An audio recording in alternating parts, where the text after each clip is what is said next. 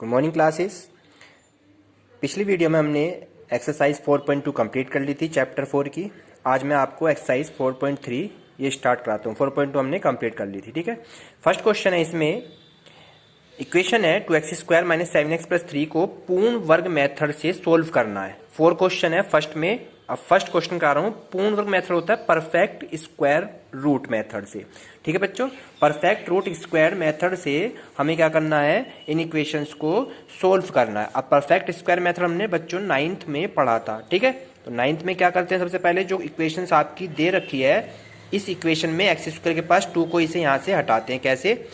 2 से डिवाइड कर देते हैं। एक्स स्क्वायर हो गया यहाँ पे, तो ओनली यहाँ पे हो गया 7/2x और यहाँ पे हो गया 3/2 = 0, ठीक है बच्चों। अब यहाँ पे हम a - b या a + b का होल स्क्वायर का रूल को अप्लाई करते हैं, ठीक है। a - b का होल स्क्वायर हमने पढ़ा था बच्चों, क्या कि a का स्क्वायर प्लस b का स्क्वायर माइनस का 2ab, ठीक है। अब देखिए यहाँ पे मैं करता हूँ इस क्वेश्चन को स्टार्ट। एक्स स्क्वायर मीन समझ लीजिए ये हो गया a का स्क्वायर मिल गया हमें, ठीक है। b का स्क्वायर हमारे पास इसमें नहीं है, दैट इज छोड़ दीजिए इसे, माइनस का sign as it is. a का स्क्वायर b स्क्वायर नहीं है, -2ab करूंगा, -2ab। तो माइनस का 2 लिखा हमने, 2 लिखा, a का मान है x, 2a। अब b मैं यहाँ पर क्या लिखूं कि हमारे पास 7/2 आ जाए। तो अगर मैं यहाँ b की वैल्यू लिख दूं कितना बच्चों, 7/4। देखो 2 से 2 कैंसिल आउट होएगा तो 7/2 ही तो आएगा, यानी हमें 7/2 लाना था। तो हमने क्या करा, ये तो a का स्क्वायर एज इट इज है, a का स्क्वायर, b स्क्वायर नहीं है, माइनस का 2ab बनाना है। तो माइनस तो सीन ऐसी है, प्लस होता तो प्लस का 2ab, माइनस है तो माइनस का 2ab, -2a है x, 2 फॉर्मूले का होता है, a हो गया x, 2ab। b में कितना लिखूं कि हमें सोल्व करें तो 7/2 आ जाए। तो इसलिए मैंने कितना लिखा भी यहाँ पे, 7/4 मैंने लिखा, यानी 2 से 4 को कैंसिल करेंगे तो 7/2 आएगा। तो ये हो गया आपका 7/2x, यानी हमारा क्वेश्चन सही हो गया। अब ये 2ab बन गया। अब यहाँ पे जो b वाली वैल्यूज होती है, इस b वाली वैल्यूज का वर्ग करके ही जोड़ देते हैं, यानी इसका वर्ग करिए और इसमें प्लस कर दीजिए, और 7/4 का ही वर्ग करके माइनस कर देते हैं। ये हमारा बच्चों रूल होता है। और प्लस का 3/2 एज इट इज है, 0 एज इट इज है। अब देखिए यहां से यहां तक की जो वैल्यू है वो आपकी क्या बन गई, रूल बन गई। कैसे? a का स्क्वायर प्लस b का स्क्वायर -2ab। तो ये बन गया a - b का होल स्क्वायर। a मतलब x, b मतलब 7/4। तो ये हो गया a - b का होल स्क्वायर। और लास्ट में जो बचा आपका 7 का वर्ग कितना हो गया, 49, एंड 4 का स्क्वायर 16, और प्लस का 3/2 एज इट इज, ठीक है बच्चों। ये वाला वैल्यूज आपकी एज इट इज चलती रहती है, ठीक है। और इसको हम सोल्व करेंगे एलसीएम लेके। एलसीएम कितना आ गया इसका, 16 आ जाता है, और 16 एलसीएम तो इसके ऊपर वाली वैल्यू तो एज इट इज, और यहाँ पे 2 से इसे डिवाइड करा 8, और 8 3 जा 24 = 0 एज इट इज, ठीक है बच्चों। ये वाली वैल्यू x - 7/4 का स्क्वायर माइनस, ठीक है। अब क्या करेंगे, इसमें 49 में से 24 को माइनस कर दीजिए, तो कितना हो गया, -25, और अपोन में 16 एज इट इज, एंड ये 0 एज इट इज कर देते हैं। फिर ये वाला x - 7/4 का स्क्वायर -55/4 का स्क्वायर = 0 हो जाता है। अब ये बन गया, देखिए a का स्क्वायर माइनस b का स्क्वायर रूल, यानी अगर हमारे पास a का स्क्वायर माइनस b का स्क्वायर कहीं पर लिखा हुआ है तो हम उसे फॉर्मूले से क्या लिख देते हैं बच्चों, एक बार तो माइनस में और एक बार प्लस में, a - b और a + b लिख देते हैं। अब इसको सोल्व करेंगे, नहीं एक बार तो इसको इसमें माइनस कर दीजिए, एक बार इसको इसमें प्लस कर दीजिए, यानी कि x - 7/4 में क्या कर दीजिए, एक बार तो 5/4 को प्लस कर दिया, ठीक है बच्चों, और एक बार x माइनस 7/4 में इसको माइनस कर देंगे 5/4 को और इक्वल में 0 एज इट इज। अब इसे सोल्व करेंगे और इसे सोल्व करेंगे। प्लस वाले को सोल्व करने के लिए x एज इट इज रखिए। जब एलसीएम सेम होता है तो ऊपर की वैल्यूज एज इट इज उतर जाती हैं, यानी कि 7 + 5 एंड ऐसी इसमें करेंगे तो यहां भी वही है -5/4 = 0। अब x एज इट इज 7 में से 5 को माइनस कर देंगे तो -2/4। ऐसे यहाँ पे करेंगे तो -12/4 = 0। अब 2 1 जा 2 और 2 2 जा 4, तो ये तो हो गया x - 1/2 और यहाँ हो गया 4 3 जा 12, तो यहाँ आ गया x - 3 = 0।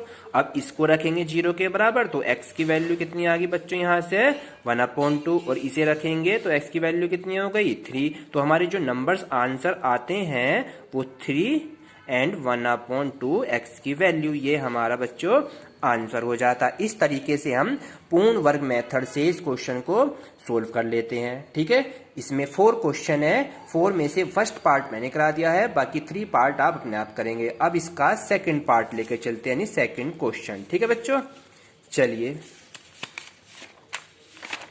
सेकंड क्वेश्चन देखते हैं। सेकंड क्वेश्चन में कह रहा है आपसे ऊपर की जो यानी फर्स्ट ही क्वेश्चन जो है, क्वेश्चन नंबर फर्स्ट जो है, जो अभी हमने ये वाला ही क्वेश्चन करा है, इसी को कह रहा है इन्हीं क्वेश्चनों को कि अब की बार इसे सूत्र की सहायता से हल कीजिए। किससे हल करना है बच्चों? सूत्र की सहायता से। सूत्र की सहायता से। अब सूत्र क्या है हमारे पास? त्रिज्याचार्य, जो मैंने आपको पढ़ाया था। तो इसमें 4 पार्ट है। फर्स्ट पार्ट तो मैंने अभी आपको इसमें करा दिया है। अब इसको मैं सूत्र की सहायता से इसका अंडर रूट वाली वैल्यूज को बच्चों में सोल्व कराता हूं। ठीक है, अंडर रूट वाला क्वेश्चन देख लेते हैं, क्वेश्चन नंबर सेकंड का थर्ड वाला। चलिए, क्वेश्चन है 4x² प्लस का 4 √3x प्लस का 3 = 0। ये आपका क्वेश्चन दे रखा है।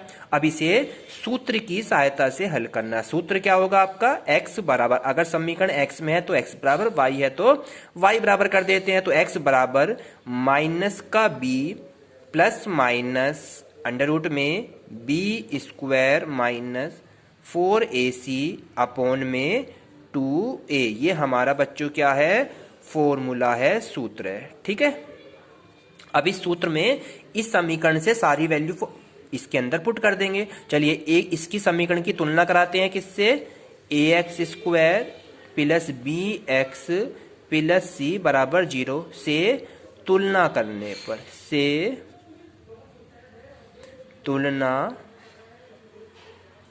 पर, ठीक है। तो a की वैल्यू यहां पे कितनी होगी बच्चों? 4, b की वैल्यू कितनी हो गई यहाँ पर? 4√3 एंड c की वैल्यू कितनी होगी यहाँ पर? 3। ये हमारे ABC की वैल्यू फाइंड आउट हो जाती है। ये वैल्यू यहाँ पे पुट कर दीजिए। b की वैल्यू है 4√3, 4√3 प्लस माइनस अंडर रूट के अंदर b की वैल्यू होगी 4√3 का स्क्वायर, और यहाँ होगी 4 गुणा a की वैल्यू 4 और गुणा c की वैल्यू 3 और अपॉन में 2 × 4, क्योंकि a का मान 4 है। यानी ABC के मान इस फॉर्मूले में पुट कर दिए। अब इसे सोल्व करेंगे। -4 √3 प्लस माइनस 4 का स्क्वायर तो कितना होता है बच्चों? 16। कितना होता है 4 का स्क्वायर? 16 और √3 का ओनली 3 हो जाता है। यहाँ पे 4 चौक 16, 16 तिया 48 और नीचे 2 चौक 8 हो जाता है। अब देखिए, ये वाला -4 √3 plus minus as it is, और ये हो गया 48 - 48 और अपॉन में 8, और 48 में से 48 के कितने बचते हैं बच्चों? 0 बचते हैं। तो ये तो वैल्यू 0 हो गई, यानी क्या बचा? ओनली 4 √3 अपॉन में 8, क्योंकि ये वैल्यू कितनी हो गई? 0, और 0 कोई मीन्स नहीं होता। तो -4 अपॉन √3 अपॉन 8 और 4 2 जा 8 हो गया इसको, और यहाँ ऊपर रह गया माइनस का √3/2। तो x की जो वैल्यू निकल कर आई दोनों आपकी माइनस के √3/2 आई। दो मूल होते हैं समीकरण के, दो मूल, ठीक है। तो यानी कि माइनस का √3/2 आया और अगला भी माइनस √3/2। ये दोनों हमारे इस इक्वेशन के हल हो गए। तो इसे कहते हैं बच्चों सूत्र के द्वारा हल करना, इसे श्रीधराचार्य नियम भी कहते हैं। क्लियर हो गया आपके? तो इसका आपका सेकंड क्वेश्चन भी हो जाता है। अब देखते हैं इसका थर्ड वाला क्वेश्चन, ठीक है बच्चों। थर्ड क्वेश्चन देखिए, थर्ड क्वेश्चन क्या कहता है। थर्ड क्वेश्चन में समीकरण को कह रहा है सोल्व कीजिए, समीकरण के मूल ज्ञात करने हैं। क्या ज्ञात करने बच्चों? हमें समीकरण दे रखी है इसने x माइनस 1/x बराबर 3, ठीक है। इस समीकरण के मूल ज्ञात करिए, मूल ज्ञात करो, यानी कि हमें सोल्व करना है। अब सोल्व कैसे करेंगे? पहले तो समीकरण को हल करेंगे। इसके नीचे कुछ नहीं है बच्चों, तो इसके नीचे क्या करते हैं 1 लेकर इसका एलसीएम आएगा x, ठीक है। इसकी क्रॉस इधर, इसकी क्रॉस इधर, तो x की x में x², 1 की 1 में n = 3 एच इट इज। ये वाला x इधर मल्टीप्लाई में चला जाएगा, तो x² - 1 और ये हो जाएगा यहाँ पर 3x, ठीक है। x² एज इट इज रखा, 3x इधर आके माइनस का हो जाता है, 1 एज इट इज और इक्वल में कुछ नहीं बचा 0, यानी ये समीकरण आपकी बनकर रेडी हो जाती है। अब क्या करेंगे? इसे बिल्कुल सेम सूत्र से हल कर देंगे। सूत्र अभी मैंने पढ़ाया था x बराबर माइनस का b प्लस माइनस b² में 4ac/2a। तो आप इसमें फॉर्मूले में लगा दीजिए x बराबर माइनस का b plus minus b² plus minus b² minus 4ac, ठीक है, और अपॉन में 2a। अब abc की वैल्यू हम फाइंड आउट करते हैं। चलिए abc का वैल्यू कैसे निकालेंगे समीकरण से? यहाँ पे a के पास, x के पास कुछ नहीं है, दैट इज a का मान कितना बनेगा बच्चों? यहाँ पे 1। b की वैल्यू कितनी है? माइनस के 3, एंड c की वैल्यू कितनी है? माइनस का 1। ये तीनों वैल्यूज यहाँ पुट कर दीजिए। b की जगह माइनस का 3, माइनस यहाँ तो ओके स्टूडेंट्स, तो इसमें हमने क्या करा, वैल्यूज को पुट कर दिए श्रीधराचार्य नियम में। ये आपका सूत्र था, इस सूत्र में मैंने सारी वैल्यू पुट कर दी। ए बी सी की वैल्यू, बी की जगह माइनस का, माइनस ही फॉर्मूले में तो प्लस हो जाता है, बी की जगह माइनस का 3 का स्क्वायर, 4 गुणा ए का मान 1, सी का मान माइनस का 1 इंटू 2 गुणा ए, 2 एकम 2, तो 3 ऐसी प्लस माइनस 3 का स्क्वायर 9 और 4 एकम 4, माइनस माइनस प्लस हो गया, तो 9 और 4 13। ठीक है बच्चों, अब क्या करा हमने कि यहाँ पे 3 प्लस माइनस √3/13/2 आ गया। तो एक बार प्लस का मान लेंगे तो प्लस का 13, एक बार माइनस का लेंगे तो माइनस का 13। यही दोनों आपके समीकरण के क्या हो गए?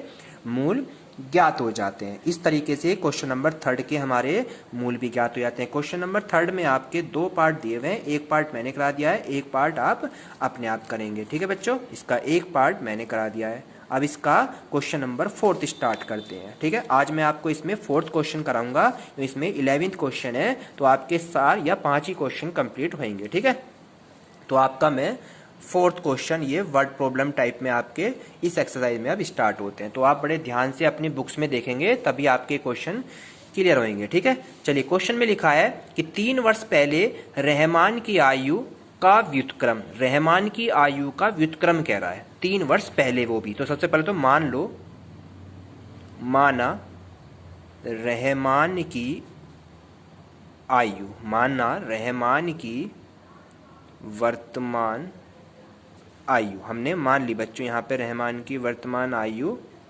कितनी मान ली? x वर्ष। ठीक है, और 3 वर्ष पूर्व कह रहा है। 3 वर्ष पूर्व का मतलब होता है पहले, पहले का मतलब होता है माइनस कर देना, तो 3 वर्ष पूर्व कर दीजिए।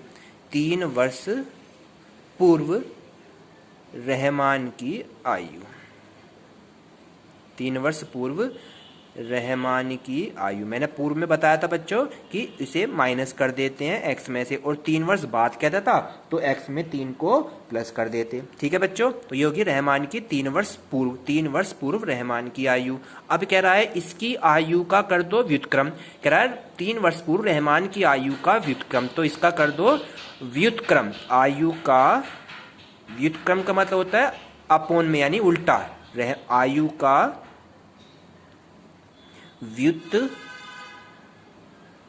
व्युत्क्रम का मतलब होता है अगर ये 1/x-3 बन जाता है, यानी कि उल्टा हो जाता है, ठीक है, इसे कहते हैं व्युत्क्रम। तो ये रहमान क्या अब कह रहा है, और अब से 5 वर्ष पश्चात आयु के व्युत्क्रम का योग 1/3 है। तो अब से 5 वर्ष पश्चात निकालो, जैसे 5 वर्ष 3 वर्ष पहले निकाला, अब आयु का 5 वर्ष पश्चात निकालो। 5 वर्ष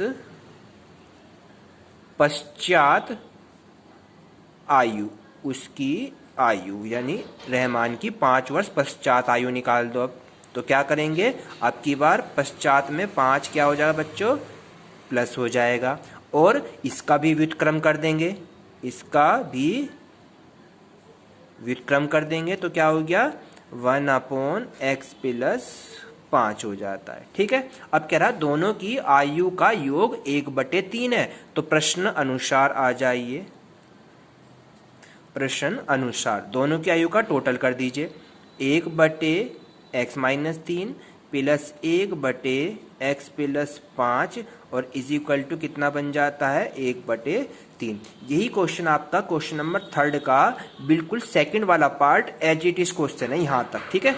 ये वाला जो आपकी रूट बना है ये बिल्कुल आपका टाइप क्वेश्चन नंबर 3 का सेकंड पार्ट के जैसा है, ठीक है। अब सेकंड पार्ट भी आपका हो जाएगा जब मैं इसे सोल्व करना सिखाऊंगा। चलिए, जब भी अपोन में होता है तो क्या करते हैं, इनका एलसीएम लेते हैं, इतने हिस्से का, यानी कि एलसीएम आ गया x-3 और x+5 और इक्वल में ये 1/3 एज इट इज रहेगा।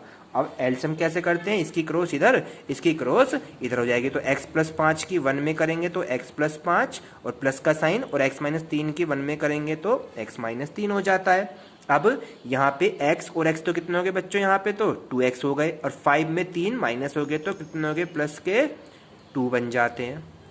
क्लियर हो गया, इन दोनों की मल्टीप्लाई हो रही है, तो दैट इज इन दोनों की मल्टीप्लाई करेंगे, x की x में मल्टीप्लाई कर दीजिए x², x की 5 में करेंगे 5x, 3 की x में करेंगे 3x क्योंकि माइनस का है, और 3 पंजे 15 भी माइनस का हो गया, और ये वाला नंबर्स आपका 1/3 एज इट इज है, ठीक है बच्चों।